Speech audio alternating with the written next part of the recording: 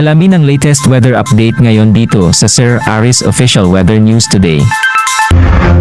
Patuloy pa rin umiiral ang Intertropical Convergence Zone or ITCZ dito sa Southern Mindanao kung saan ngayong araw ay patuloy pa rin ito magdudulot ng mga pag-ulan, pagkilat at pagkulob sa malaking bahagi ng Mindanao. So patuloy pong pag-iingat para sa ating mga kababayan dyan sa posibilidad pa rin ng mga pagbaha at pagguho ng lupa. Samantala, ang northeasterly wind flow naman ay nakaka-apekto pa rin dito sa extreme northern Luzon kung saan magdadala pa rin ito ng mga may hinang pag-ulan or pag-ambon dito sa area ng Batanes at Babuyan Island. Samantala, sa malaking bahagi naman po na or sa nalalabing bahagi ng ating bansa ay patuloy pa rin umiiral ang easterlies o yung mainit na hangin mula sa dagat Pasipiko at magdadala pa rin po ito ng mainit at maalinsangan na panahon lalong-lalo na sa tanghali at meron pa rin tayong posibilidad ng mga isolated o yung mga biglaang pag-ulan, pagkidlat at pagkulog. And sa kasalukuyan ay wala po tayong minomonitor na bagyo or low pressure area na maaaring makaapekto dito sa ating bansa